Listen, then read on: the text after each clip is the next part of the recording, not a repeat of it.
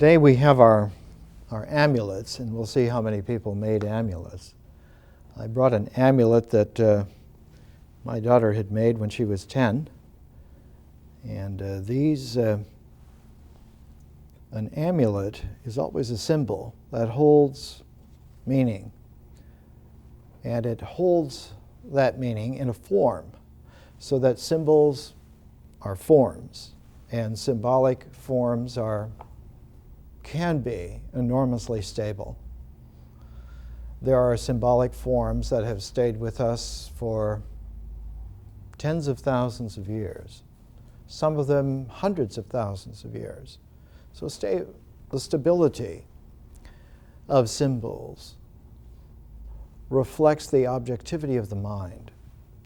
We're used to thinking of the mind as being rather fluid or facile, but generally minds are formed, or to use the Elizabethan pronunciation, formed. They're made into forms, and the structures of those formations are meanings that are fortified by curling some of the meaning back into experience and having that experience come back and then curling it back again and again. And in this laminar way, we build up a quality of meaning which gets fortified by belief. So that gradually the mythic origins of symbols become overlaid by a covering of laminar layers of belief.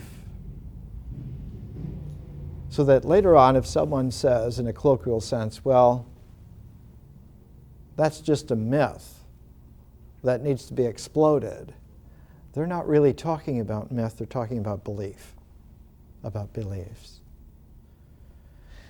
It is the belief structure that gives the bones to culture and allows for tradition to be passed on. So that this whole process is not one that should be foregone or watered down or crippled in any way, much less obliterated. We need that. Culture is built up in this way. Tradition is continuous in this way. And we need the capacity to have belief and belief structures. But they are a different variety from myth. And so in our education, when we looked at the way in which myth was a flow, that the mythic horizon was like the surface of a sphere, or, if you like, a surface of a bubble, and that surface, that sphere of experience, the carrier for that was language. And as language develops an ability to penetrate, to interiorize, to go inside of the sphere, inside of the bubble, to occupy that inner space as a psychic area that develops is the beginnings of the mind. And so the mind is an interiority that has its capacities also to create an objective realm which has as much stability in nature as existential things. And so the objects of existence, things which exist, the things of the world, are in a very brief, cursory way thought to correlate with interior objectivities. And the old traditional sense of wisdom from hundreds of thousands of years ago was that things have a capacity to enter into us and take up existence within us. so that we have the objects of the world which occur within us, and that there's an existentiality that carries over from that, so that the power of the image was that it was the carried quality of the thing that has entered the mind. But about 2,500 years ago, there was a flip-flop of this traditional wisdom, and the notion came, was a philosophic notion, that the interior objects are imitations. They're representations, they're imitations of the outer things. And that there is a mimesis involved. And the first codified presentation of this viewpoint was made by Aristotle about 2,400 years ago in the city of Athens in Greece. The Aristotelian outlook was a radical inversion of the traditional wisdom. You would not have found the idea that an interior realm had an imitative correlation to an exterior realm in someone like Pythagoras. Even in Plato, you find that this is always questioned. It's always one of the bases for the questionings. And in later refined Greek thought in Plotinus, you find a complete understanding that the idea that art is an imitation of life, that symbols are secondary to existentials, that they're dependent upon them, is not true at all, not the case. If you look at the classic wisdom teachers, let's say from China, you will find consistently through Chinese civilization, from the times of Fuxi, 3000 BC, to the Duke of Zhou, 1100 BC, to Lao Tzu, about 500 BC, to Chuangzi, about 300 BC, all the way to Huineg, about 600, 700 AD.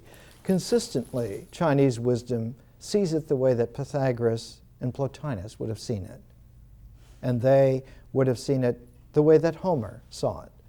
And if you went to India, you would find a consistent wisdom tradition from the earliest Upanishad of Yajnavalkya, the Brihad Aranyaka Upanishad about 900 BC, through the historical Buddha, through Nagarjuna, all the way through Patanjali.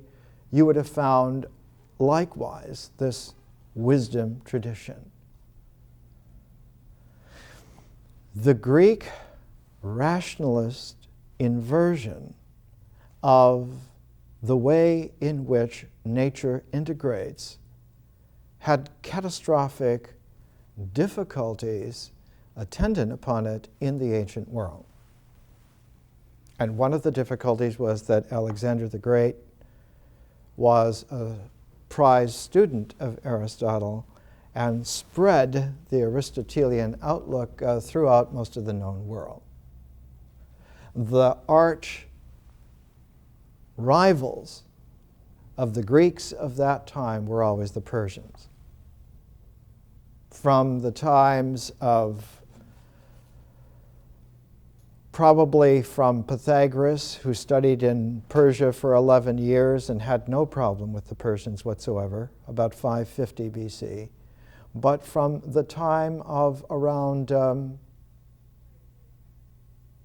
probably from about 500 BC, the Greeks and the Persians were always antagonistic to each other, vying for control. And all the way through Alexander the Great's realm. He died in 322 BC.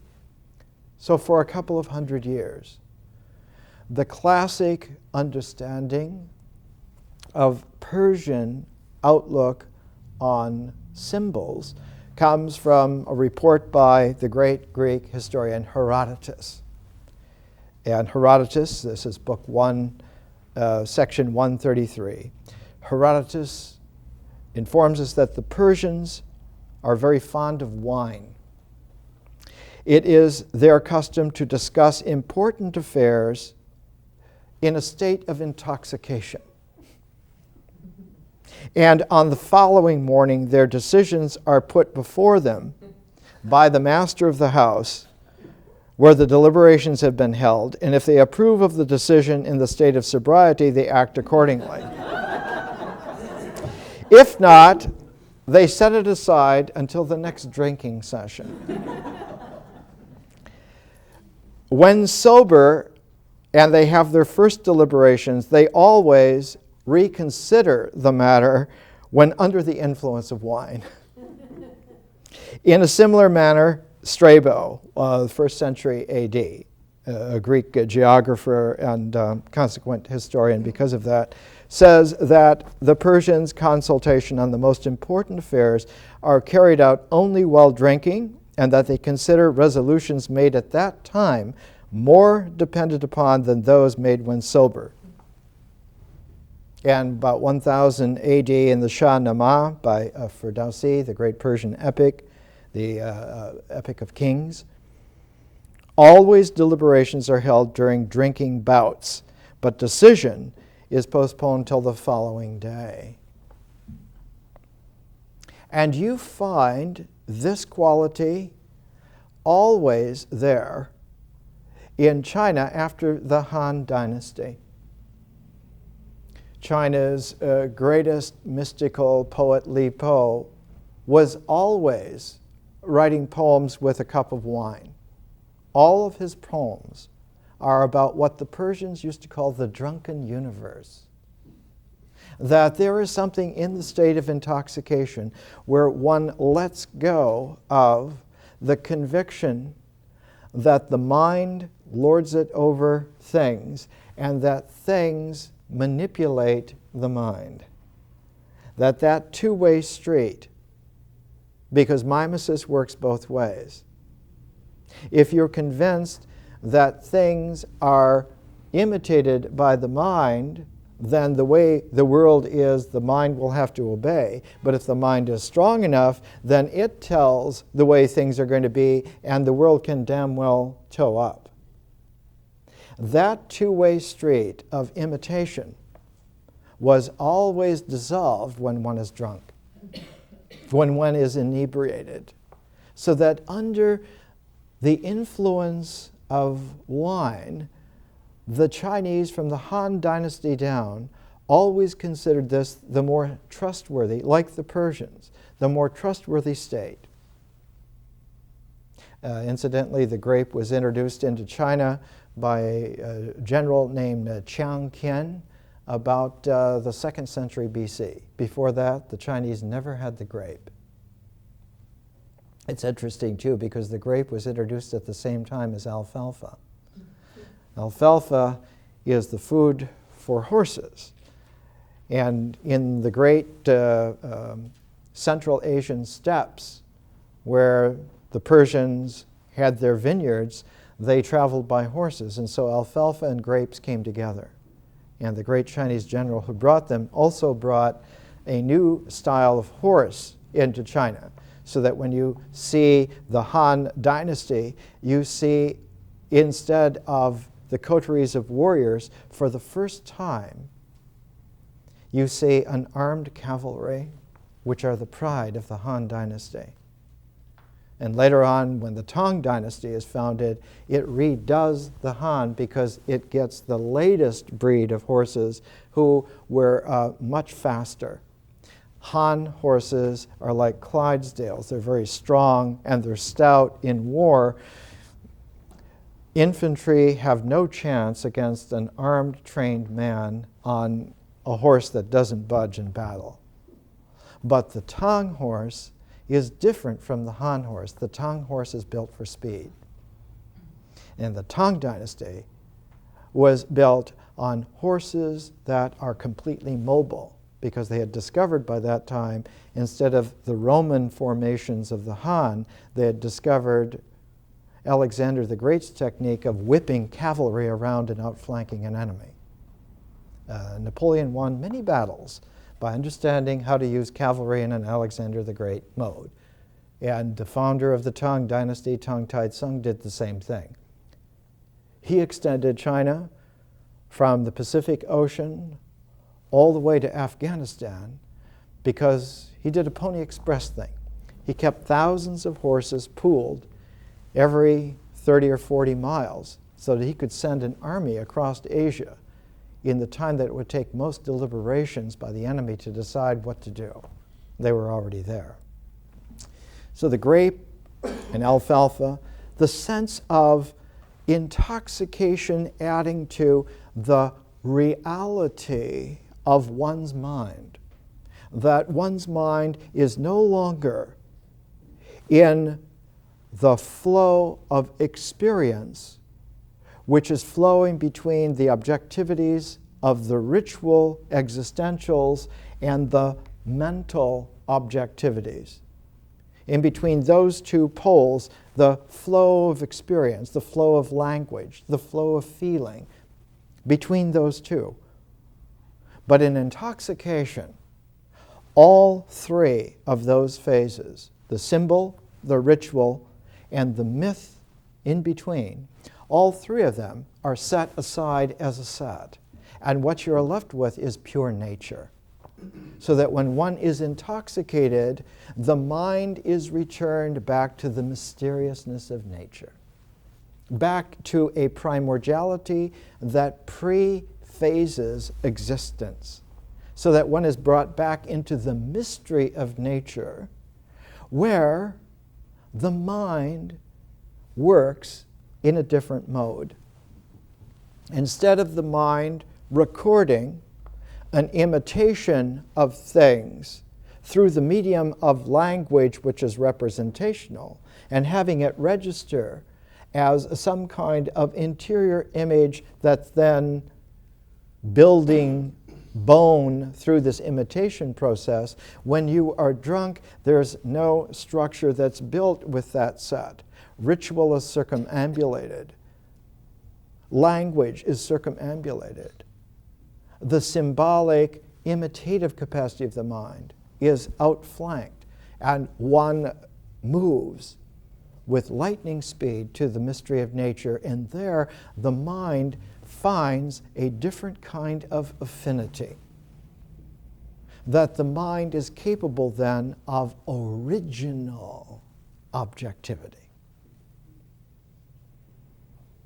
That the same process that allowed the ritual action of existence to make objects in the world, in a state of mystical immersion in nature, the mind can make original objects that have the same primacy as existence, so that the mind makes originals, not imitations. So that the mind, which has gone back through a state of intoxication to nature, to the mystery of nature, learns to be original. And in this sense, wisdom traditions always talk about men and women who have learned to turn away from this world and the mind made by this world, and to go back to nature, to the original.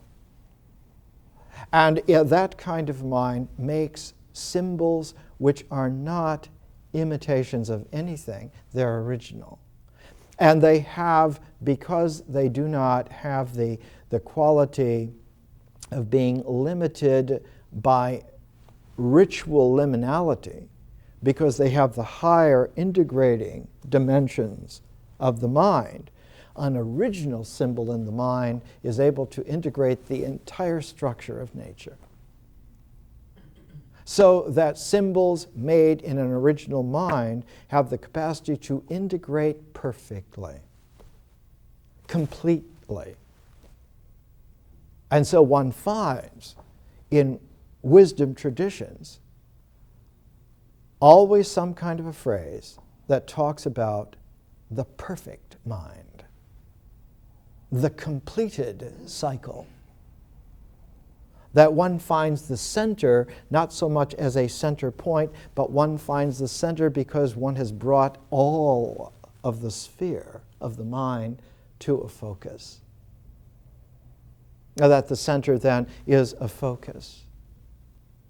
And rather than being a point, which would be an imitation of some exterior point, the center of the mind then is a focus of originality.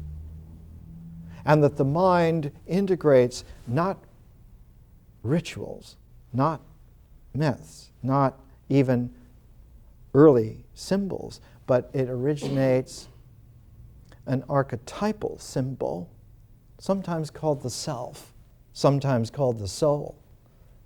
Always it is the focus of the entire sphere of what reality could integrate. And so this quality is something which, for about 2,500 years, has been misunderstood in all academic school presentations of learning, because they simply don't know. The teachers themselves don't know. The tradition of that doesn't know.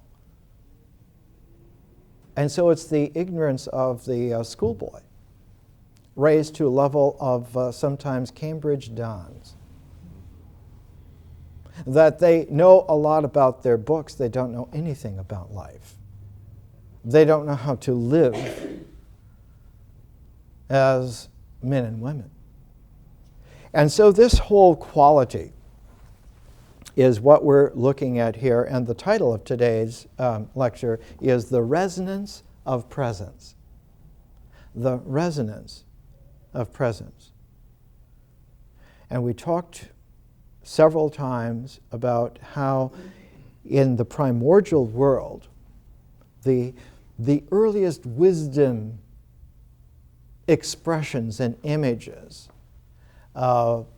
if you look at the way in which Australian Aborigines, before a lot of civilization came in and ruined them, if you look at the original expressions in imagery, Australian Aborigines, going back about 60,000 years, would always portray objects as having these resonances around them. And if you saw a collection of several objects, say a kangaroo and an emu and a man, each one of them would have its resonant lines around it, and where the lines intersect, they tended to make diamond patterns. Just like the early rocket exhaust, when hydrazine was first used as a fuel, you could tell that the burn was perfect because there would be diamond shapes in the exhaust. It was a sign of the equanimity of the process and of the flow. And in Australian Aborigine bark designs, you always see this. You see the resonant white lines around each existential, and where they intersect, you find the diamonds of the waveforms, the wavelets, as they intersect. Those diamonds are the jewels of focus, and they become the realm where symbols occur, and that one interplays then with the world in this resonant way. One of the great examples of an early Aborigine shield showed the world of men and animals and plants resonant, and at the top there was an end to the resonance, and then there were 5 figures of Europeans with nasty faces who had no resonance whatsoever, and they had come to dominate. That they could be seen that they did not know about resonance.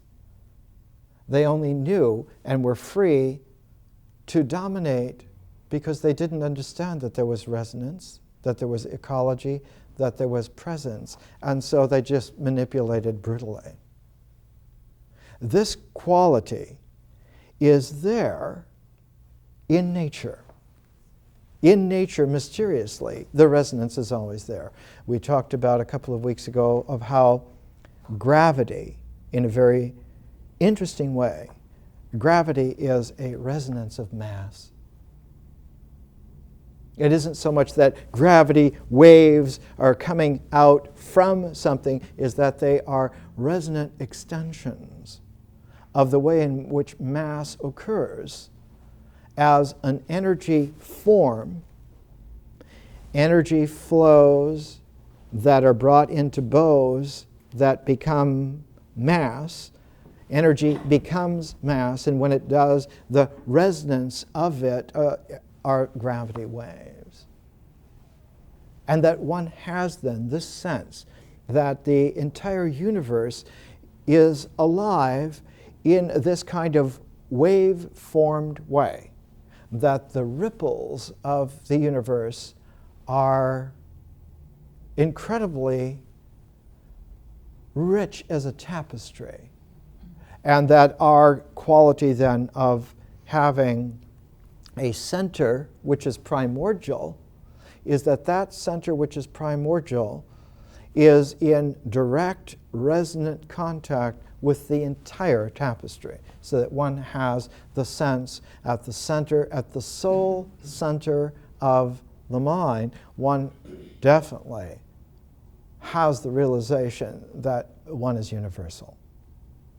There is no resonance that is not able to be found. Now, the Aristotelian view, the cutting up of this, the blanking out of all the resonance and just something which you can pound. This is a fact, man. It's only that counts. That also has, in a very peculiar way, a career of increasingly getting refined until it shows resonance again. I once did about 300 lectures on the 19th century to show how in the 19th century the physical reality of 1800 gave way to the physical immateriality of 1900. And by the time you got to 1900 and Mach's famous universal constant, it was a constant for which there was nothing to point at. It was a residual of what is archetypally true of the process of mathematical understanding of energy and mass. It just simply is there. And Max Planck's constant H is still being used 100 years later because it happens to work. We know from the development of Aristotelian scientific astronomy now that one can find not only hydrogen atoms out in the universe, in between planets, in between stars, in between galaxies. Not only are there clouds of atomic hydrogen, there are clouds of molecular hydrogen. There are clouds of other molecules, not just atoms, but other molecules, including organic molecules. That the list now for intergalactic gas includes all of the elements that are needed to make amino acids. So that the roots of organic life are even there in intergalactic space.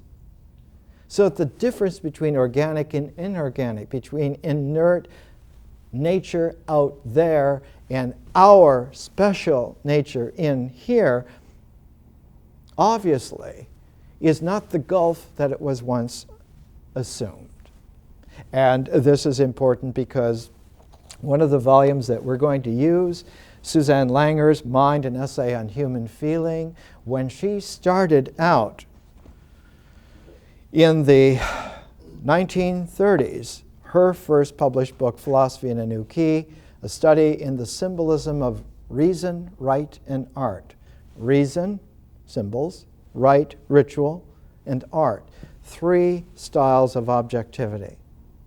The objects of ritual, which are the things of this world.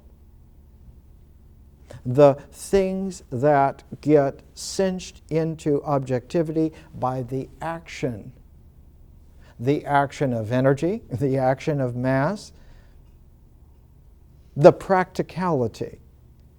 The objects of reason being the symbols, the ideas, the mind, and the objects of art. And she was convinced that there was a great line that held all of these together. And she says, it is in the center part of this line. The objects of right, the objects of reason, the objects of art. And that line connecting those objectivities, that obviously there is a radical quality that occurs in the mind, in symbols. And her conviction from this came, in fact, from a philosophic tradition that began with Immanuel Kant. That symbols in the mind have an a priori reality and objectivity, and Kant was convinced of it because of certain backgrounds which he had, but translated that into an Aristotelian presentational mode. And so Suzanne Langer, through her great teachers, Alfred North Whitehead and Ernst Cassirer, wrote and published, Harvard published it in 1942, Philosophy in a New Key. And she was constantly tussling with this because it meant that the mind was the focus of some kind of radical break.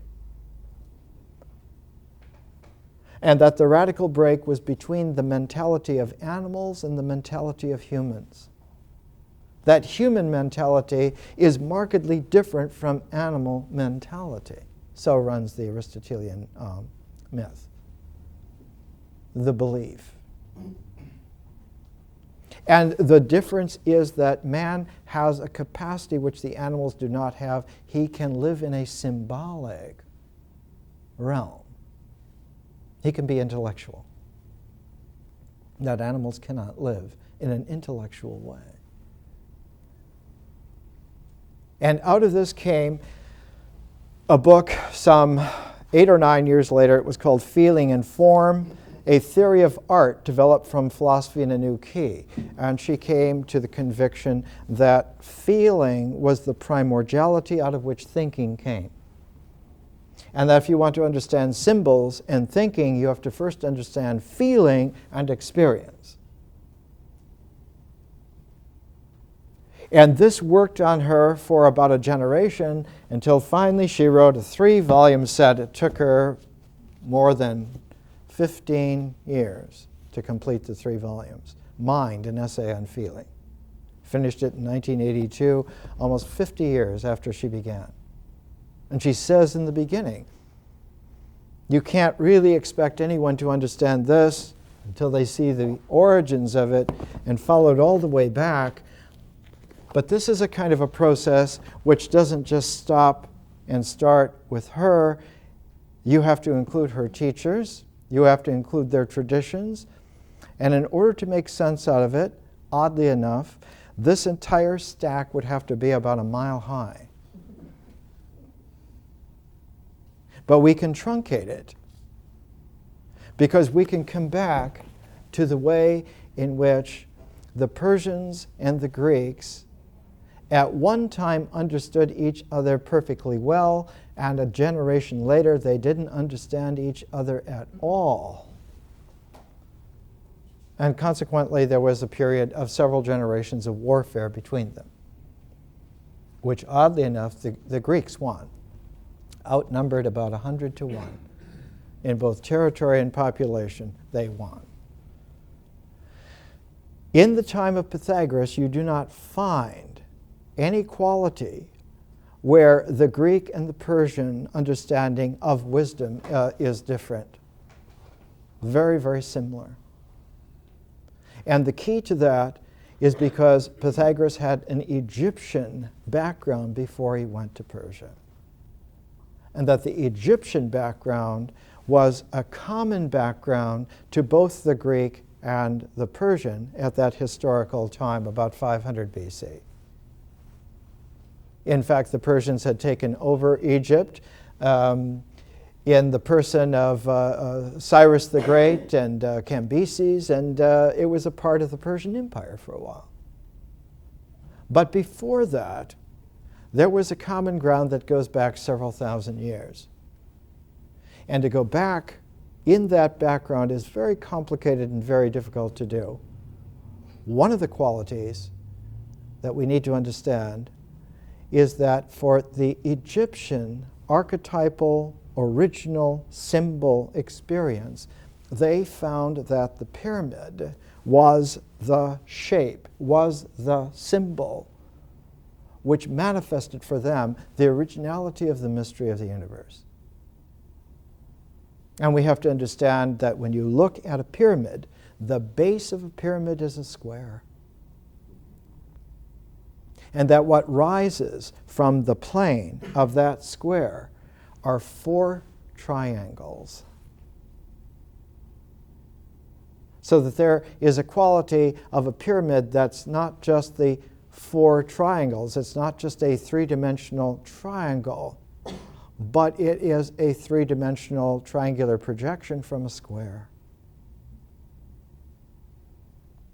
Whereas the Persian outlook, very similar to that, does an act of counting, that there are 4 sides to the square and 3 sides to the triangle, adding up to 7. And so you find in Persian wisdom cyclings of 7 with a hidden notion that there are triads that are very potent and very powerful. And that those triads that are potent and powerful tend to fall into sets of 4 if one brings the center into play. That if you bring the center of a triangle into play, then you have a 4 quality. Not that there are 4 sides like a square, but there are the 3 sides brought together with the center, and that you count the center. The Chinese are remarkably similar to the Persians in this way, because dynastic China originates in a contact with ancient Iran at the beginning of the Shah dynasty, about 2200 BC. Goes back a long, long way. And one of the hallmarks of that contact is that with dynastic China, for the very first time, you find something you never found in the rice fields of China. You find chariots. And in the Shah dynasty, 2200 BC, they're different from the pre-dynastic Chinese because they have chariots and a number of other things which are from the contact with the Iranians from Central Asia. So it goes back long, long, long ways. But the quality of 7 in the Persian tradition is that it tends to arrange itself into sets of 4. And about the time that you find the Greek experience with the Persians meshing together in that pre-Pythagorean time, you find a people who were in between the Greeks and the Persians on the overland trading routes, and those people are the ancient Jews. The Hebrews of about 600 BC. The Jewish populations of the time of the Neo-Babylonian Empire in Persia that came in and swooped up, vacuumed up all the talented men and women to run the Neo-Babylonian Empire. It was the great kidnapping. It was the exile. And during the period of the exile, about the time that Pythagoras was maturing, the great prophet, the great original prophetic mind of Judaism was Ezekiel. And Ezekiel was someone who returned back to the mystery of nature, to the primordial mind, but did it in exile in Persia. And so his vision was a jewel-like, original, mysterious vision of 4 faces of archetypes that have something to do with the wholeness of man. In Ezekiel's vision, it's in the book of Ezekiel in the Old Testament. There's a man's face, there's a lion's face, there's an ox's face, and there's an eagle's face. And when the Greek language Jewish radical community, who are called the first Christians, was under the ultimate stress about 90 AD, St. John, exiled on Patmos, saw the same four figures: the man, the eagle, the ox, and the lion. And so you find in the Apocalypse of St. John the same set of four figures that Ezekiel had some 600 years before. And that those four figures, those four faces, came to haunt William Blake, who's the other figure that we're taking along with Suzanne Langer. And Blake's quality was to dissolve himself back not into the mystery of nature alone, but to dissolve himself into the mystery of nature and into the mystery of myth at the same time. Because Blake was not just someone who returned back to the mysteries of nature, he wanted to return back also at the same time to the mysteries of original mythology.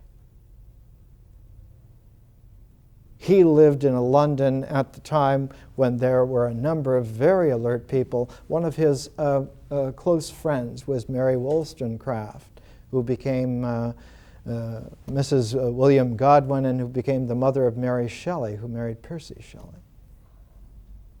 Plus, he was influenced by Swedenborg and a number of religious mystics, and he had his own capacity. When Blake was 8, his mother told him to quit talking to his friends about seeing angels playing instruments in the trees. It's not the thing that you tell your neighbors. When Blake went back into his original mind, immersed into the mysteries of nature and the origins of myth, he found that he could see the figures that St. John had seen, that Ezekiel had seen, but that they were in fact misinterpreted in his own time. And so he called those four figures the Zoas, the four Zoas. That there are four capacities. And one of them is the mind, and one of them is the body. But there's also something to do with energy and imagination. And when we take a break, we'll come back to this. Let's come back. We've established a nutritive field, and many things are suspended and alert in this field. There are chariots, and there are sevens, and there are pyramids and triads and squares, and all of this is in motion like some kind of Kandinsky painting. The mind always asks at this point, what's the key? Meaning, what's the table of contents and what's the calibration so we know what page it's on? And the response from the chair, as Krishnamurti used to say, the speaker says, there's no page numbers at all. The original symbol is different. It has a different quality. It's the difference between somebody who's like a high school geometry teacher who's putting those nice lines on the board from Matisse. When Hokusai was 90 years old, he said, I have finally learned how to draw a line. And if I live to be 105, I'm going to produce art. It's a quality of, in scientific analysis, one always looks instead of for the page numbers, because if you're looking for a polymerase chain reaction among several million cells, how do you know what page it's on? How do you know what book it's in? You look for something else. You look for the vector. And there's always something which carries the vector, a carrier. And so you look to find out who are the guides, who know their ways through this grand suspension. And the symbols which come unbidden are the guides. Those symbols are the guides. For someone like William Blake, natural mystic, child genius in a way, living in a London that was tremendously enriched by several centuries of character and characters. But when he was born, there was a titanic wave of creativity on a primordial level, deeper than that of Immanuel Kant later on in German idealistic philosophy, and that was Sir Isaac Newton. Newton's works were like this titanic ripple through especially the society in London, not so much outside of London, although you find it registering all over England, but in the city of London, the 1700s were dominated by Sir Isaac Newton's gravity, by the gravity waves from the man's work. And he had shown in his great works, not only the Principia Mathematica of 1687, but a work that he had written before that and was published later, called his Optics, where one understood that vision and light are universals that can be understood by a new capacity of man, a capacity of the mind to deal with symbols that were not meaningful because they were limited, but meaningful because they could explore the unlimited. That one could be precise to any degree of accuracy about infinities and zeros even. Now, there weren't many people who understood it intellectually or mathematically or logically. But the ambience of London's literary society was shattered by this experience.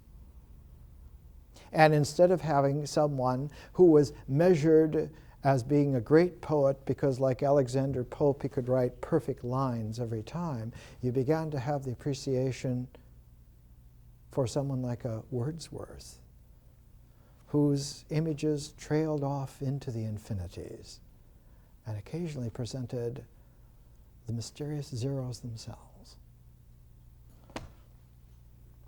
And William Blake grew up in that kind of mysterious London.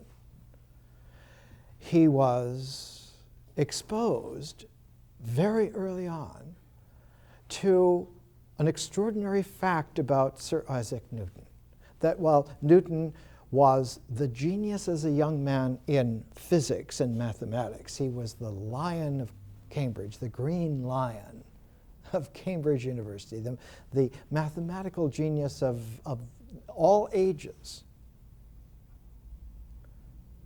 But Newton had spent the last 30 years of his life trying to decipher the secret symbols of the Bible and couldn't do it.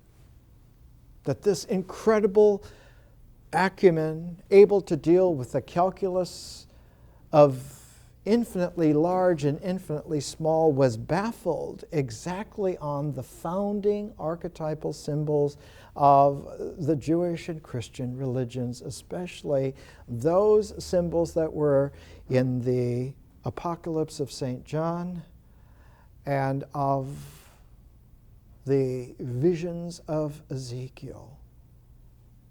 that somehow Ezekiel and St. John, the Old Testament and the New, were linked together, and there was something that held those two together, and it was a book which became the focus for Sir Isaac Newton's efforts for 30 years, and it was the book of Daniel.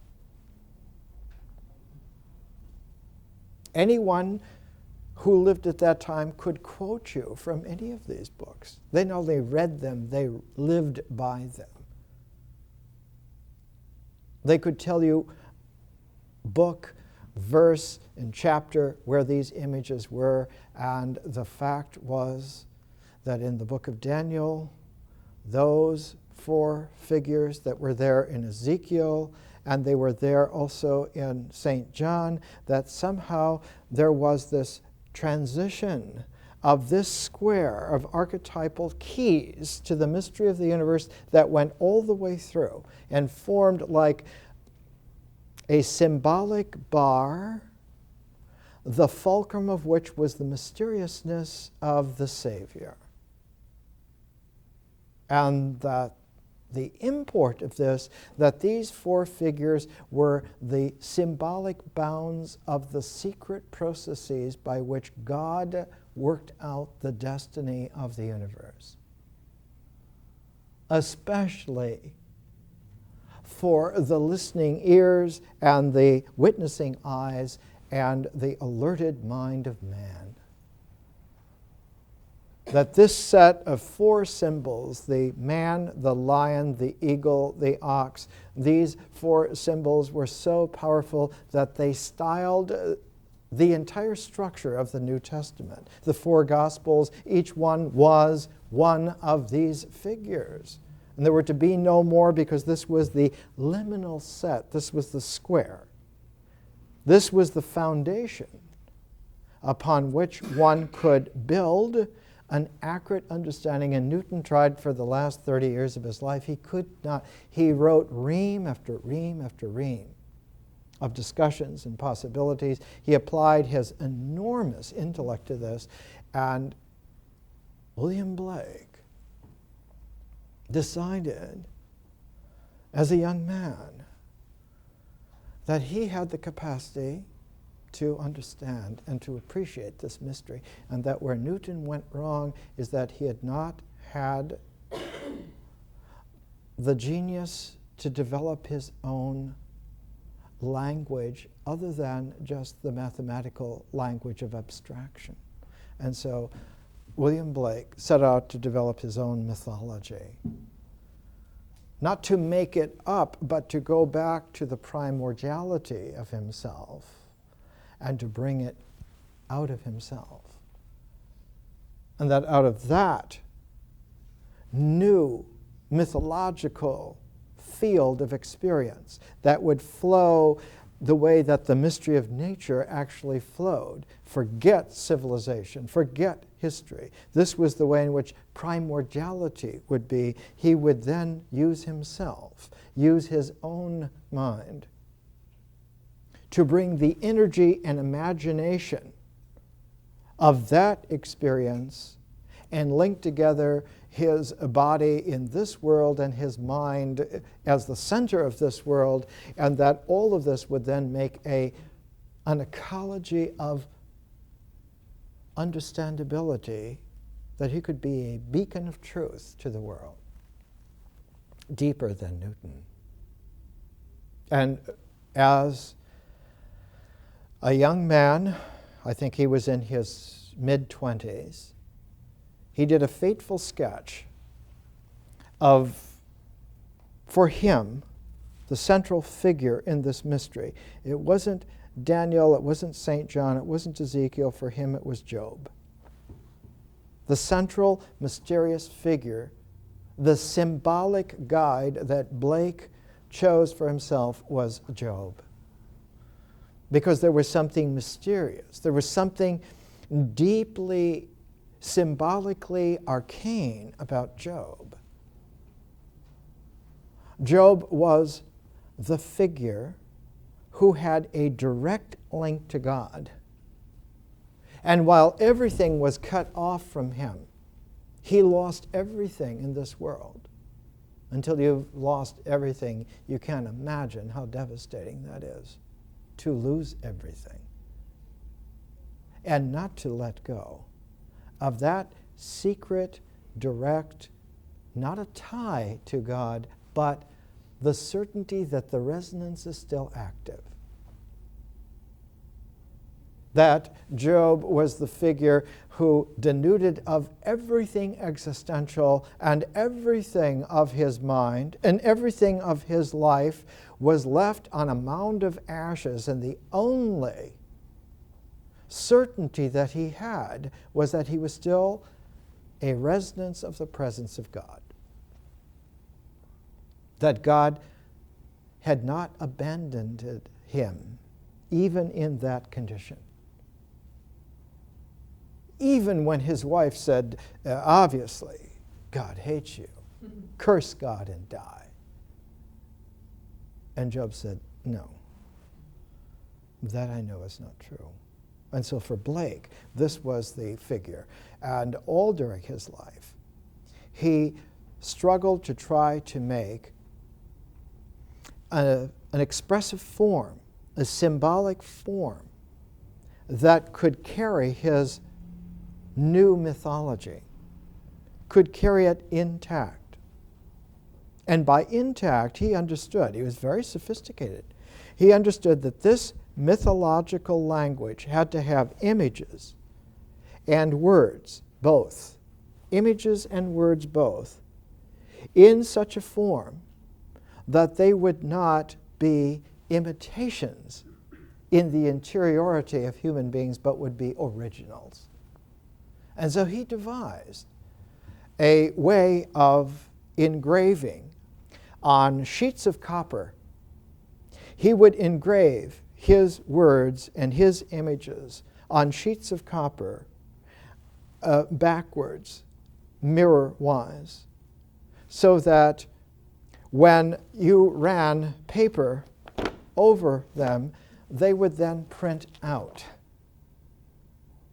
And so these printed sheets were originals in the sense that they were original printouts. They were not copies of something. They were printed out from the obverse, with the understanding that if you gave it a spiritual charisma, a blessing of one's primordial spiritual energy, that those sheets then, when they were brought to a reader, to a viewer, that those sheets would print out the original in the spiritual mind of the viewer.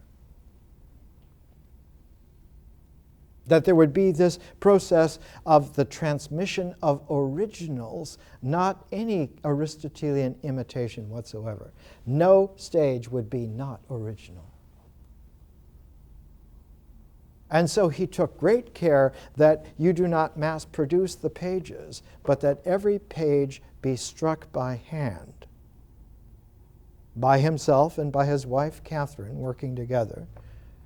And that every page, if it were to be colored, should be hand-colored. On the first set of the images for the book of Job were struck by a patron, for a patron of William Blake, a man named Thomas Butts, as early as 1818.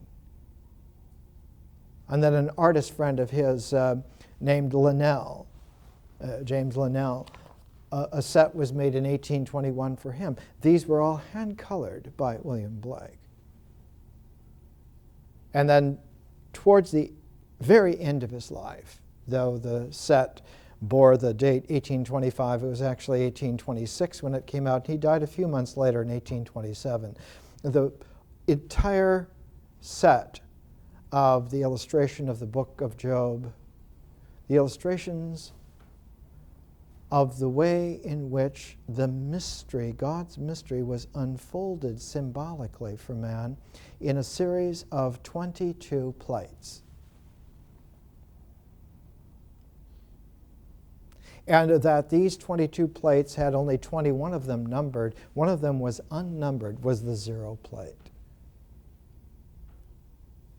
So that the illustrations that Blake did, and remember now 1826, is right at the white-hot heat of the development of an age of revolution. Thomas Jefferson in 1826 celebrated the 50th anniversary of his writing of the Declaration of Independence that started the whole age of revolution, and he was still alive. In fact, the Marquis de Lafayette was still alive also. John Adams was still alive. The makers of the Age of Revolution were still alive in 1826. Goethe was completing Faust Part 2 in 1826. It was a tremendous age, and Blake was right at the epicenter of the whole thing. And his illustrations to the book of Job were like this final coup de grace against the materialistic ignorance that baffled man from his spirit for once and for all. And when the set of plates came out, the title page bore no emblem, number whatsoever. It only bore a swath of 7 angels. 7 angels in a clockwise swath, and one found in these 7 angels 7 phases of the way in which the divine symbolic phasing of original presentation happens. The 7th figure was that of the Savior, Jesus the Savior. When you look at a symbol set that's very similar to this, the major arcana of the tarot deck, you will find 21 numbered cards in the major arcana plus a Fool card which has a 0 on it. That 0 card is the matrix against which the other ones form sets. And were that first card not the bearer of 0, then the sets would all be subsets of that first card, that 1. But because that first card is a 0, against which the other sets are made, their ratioedness, their proportion, is against not only 0, but also infinity. Because any logical process, any mathematical expression, can bear an infinity or a 0 in the same place and not lose any of its meaning whatsoever. So that one has a primordiality earlier than the 1, and one has a cosmicness beyond counting into eternity. It's uncountable. It's innumerable. And because it's innumerable, it's also unsayable. But it's a silence which is eloquent. Not a silence which baffles, but a silence which has its profundity in that it allows the registry of presence to be perfected. So instead of meaning registering, what you have is the meaning which would carry all the meaning in the world, but a carrier which dissolves and leaves only the profundity and not any of the messenger whatsoever. The old Hermetic way was that the messenger brought one message, and that was brought the message of silence. Not that there is no message, but that you cannot say this message, so don't try to hear it that way. Hear hearing itself. And when one is able to hear hearing itself, or see seeing itself, then the mind does a very strange thing. It dissolves its abstracted capacities into the ancient world was to say, it dissolves it back into eternity. So that what emerges out of that is a consciousness For consciousness is very much the resonance of presence, a consciousness which is eternal. Because it's not based, it's not founded upon things. Things of this world have nothing to do with it whatsoever. They are, in fact, the mathematical term is quite accurate, they are extraneous. But eternity, from that standpoint, is not extraneous to the world. It can be brought into play. Brought into play as if it were an indexing dimension itself. And what does it index? It indexes especially time. Eternity indexes time. And also indexes space. So that one gets a world, instead of having its fundamental on what is poundable, its fundamental now is shifted to what is transformable. And so consciousness makes a universe where transform is the fundamental reality and not polarized materiality. It's a spiritual cosmos. It may be a material universe, but it is a spiritual cosmos. And not because one hopes it is, or because one has a metaphysics that figures out that it must be, but rather it's the obtaining non-condition. And this is totally different. This is a wisdom learning. You don't learn it in schools. So that Blake was an enormously complex individual, and towards the end of his life, towards being 70 years old, when he brought the illustration to the book of Job out, the title page bears no number. It is the zero matrix against which 3 different sets of 7 can be made. And if you start with the title page as the 0, with the 7-fold phase of the angelic orders, the 7 spheres of angelic order, not the 7 spheres of planetary order. Those 7 spheres of planetary order are cutouts compared to the 7 phases of angelic order for Blake. And if you use the title page as the 0 page, then plates 1 through 7 are the first set of 7, 14 through 8 through 14 for the second, and then 15 through 21 for the third.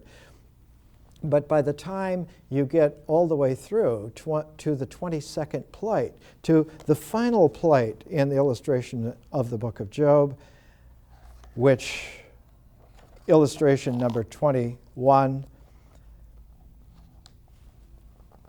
so the Lord blessed the latter end of Job more than the beginning. That's the codification of it. The 22nd plate gives Job more than he had at the beginning. It's a key. So the 22nd plate can also then be the matrix against which everything is put, in which case the first card is the 0, the title page. And the first set runs 0 to 6, the second 7 to 13, and the third 14 to 20. So you can have the first plate or the last plate, either one, in which case you get a different ambit, a different setting, a different kind of triad from the other. And they're related together in a sense that while the one spirals forward, the other spirals back. And you get a twin spiral like that. And of course, we'll see later on when we get next month to the final pair of books in the symbols section. We're going to take Plato's greatest dialogue, the Timaeus, and we're going to take William Yeats' most mysterious book called A Vision. And in A Vision, we'll see the enormous symbolic genius of Yeats turned into visionary consciousness of the highest order, where when you have complementary spirals coming to each other. You have a situation where the moving node of the spiral is constantly the center, and because you have two in a complementation, the center can be exchanged and occur anywhere in the entire matrix. Not only anywhere along either spiral, but anywhere within the resonance of that double spiral, that double helix that makes life also. So there is a magisterial kind of vision capable from this kind of understanding of symbols. It has nothing to do with diagrams of metaphysicians. It has nothing to do with traditional religions. It has nothing to do with the kind of philosophy that thinks that the mind is the arbiter of all, especially not that. So that there is a mysteriousness at play here. And one of the qualities which Blake had and which Yeats got naturally and was triggered by his acquaintance with Blake. When Yeats was a young man, he worked with a man named Ellis, and they did a huge presentation of the symbolic mysteries of William Blake.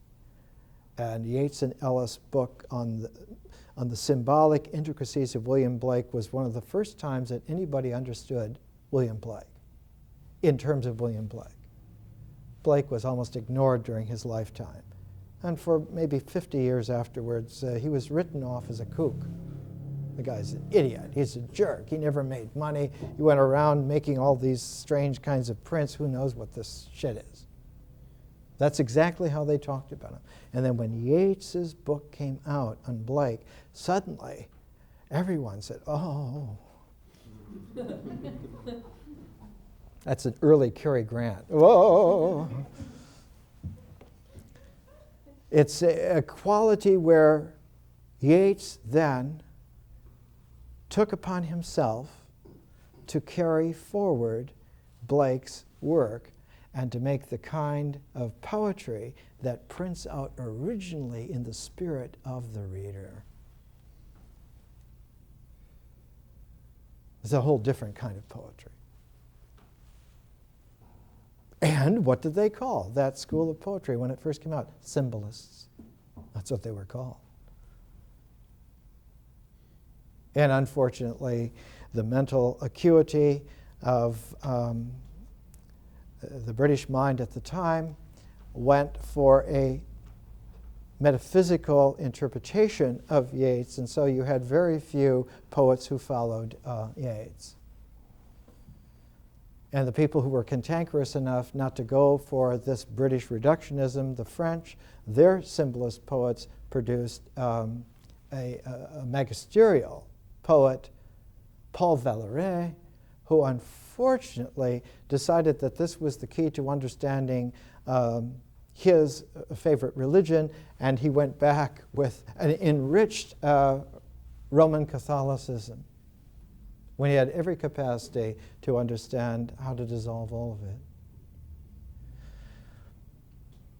The inheritor of Yeats, in many ways, were the American poets like Wallace Stevens and E.E. Cummings.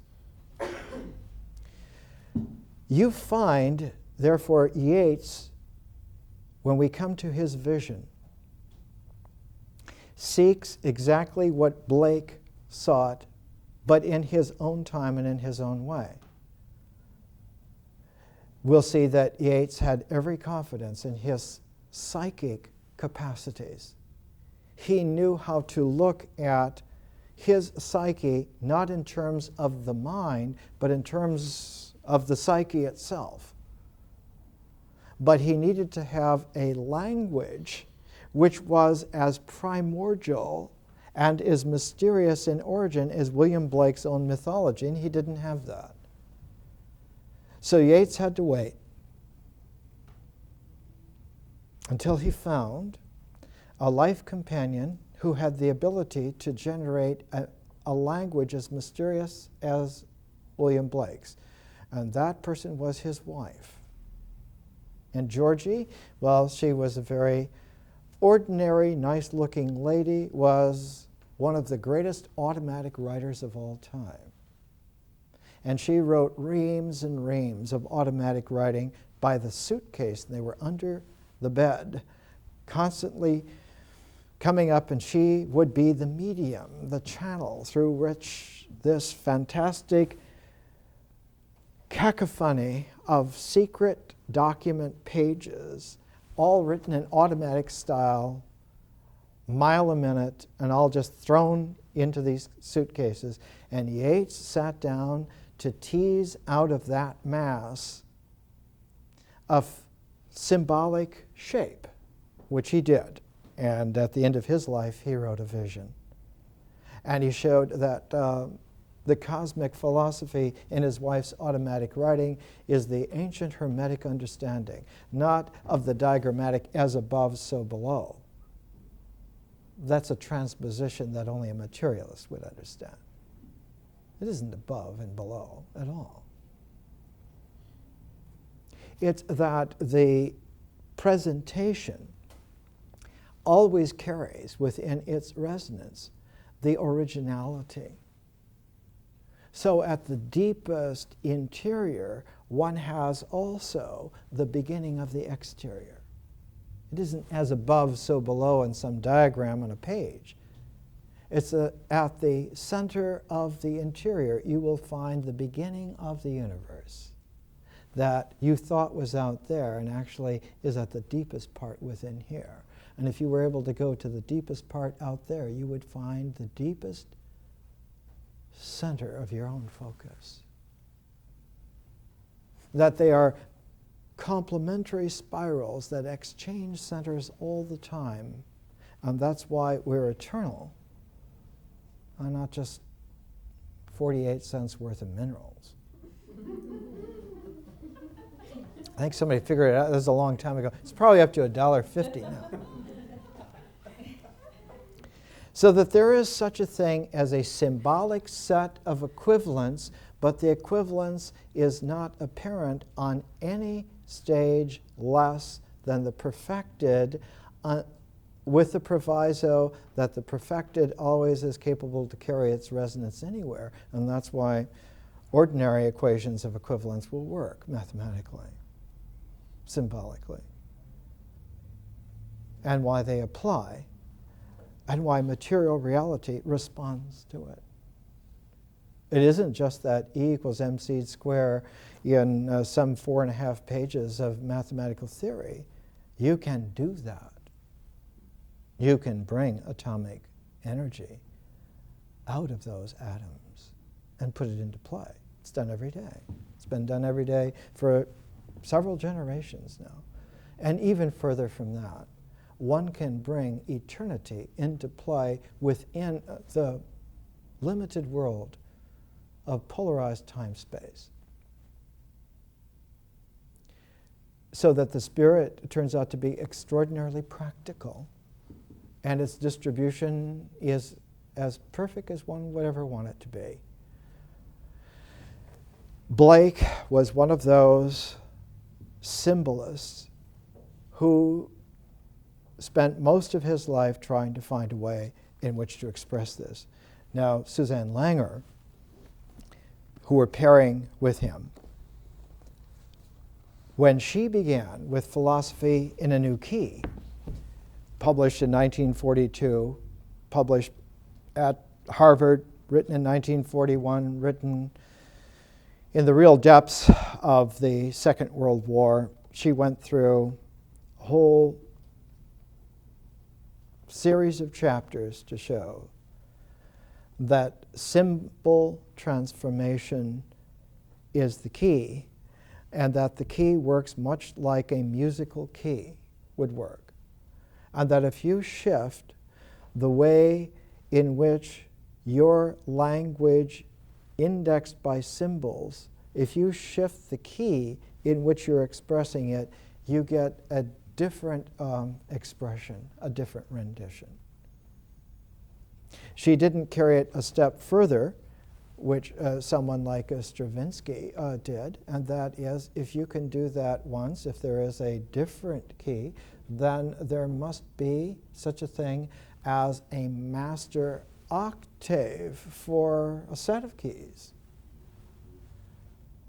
And even further from that, the insight that Schoenberg had, there must be a set of keys which would match not an 8-part octave, but a 12-part. There must be a 12-tone octave by which a perfect music could be expressed, which is also true. And a few courageous composers, like starting with Stockhausen and going on to Alan Hovhannes, that apparently there are an infinite number of keys, there is an unlimited range of music, and that man is free to compose anywhere and everywhere in that beautiful range of the delectable mountains of infinity, mountains and rivers without end. And this is also true. For Suzanne Langer, her main emphasis became the way in which feeling is the template by which thinking operates, and that symbolic transform in the mind is presaged by transformation of feeling on the mythic level. In the oldest Egyptian judgment of the soul, it's always carried with the Greek word for it because the Egyptian words were not known until very recent time. The Greek term was psychostasia, the weighing of the soul, they usually say.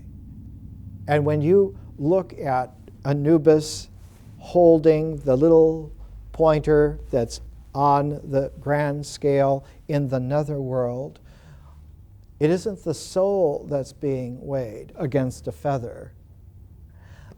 What is there is the heart. Because for the Egyptian wisdom tradition and all the way through, consistent till today, the heart is the conscience. It's the center of sentience.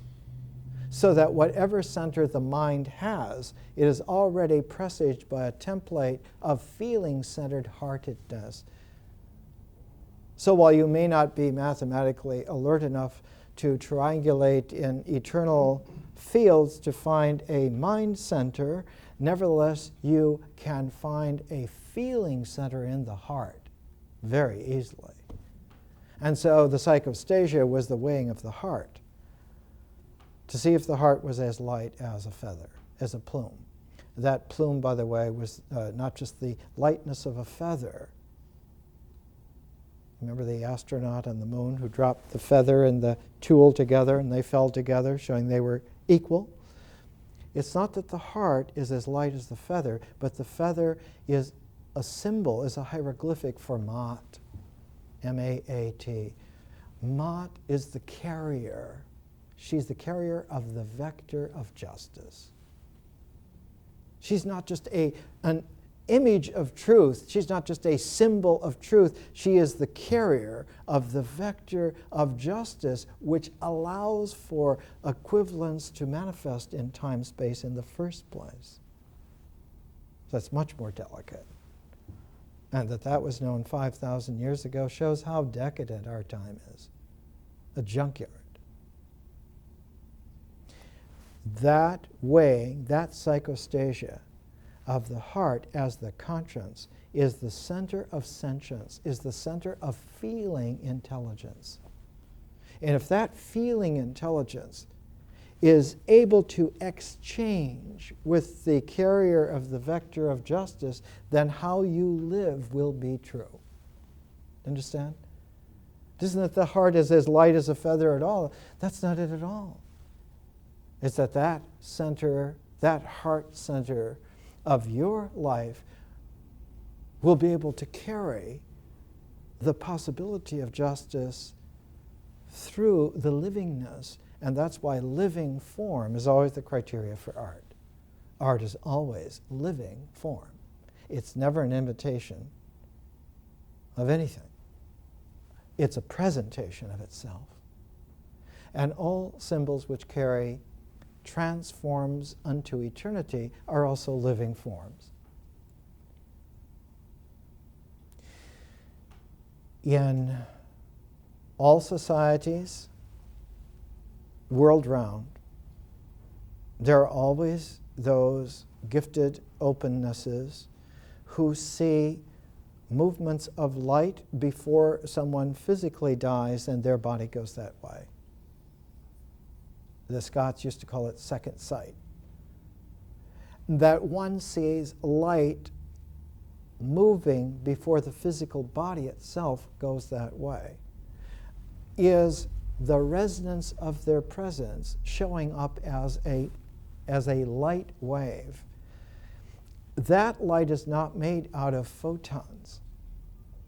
It's made up out of a magnetoelectric energy about 10 billion times what photons are.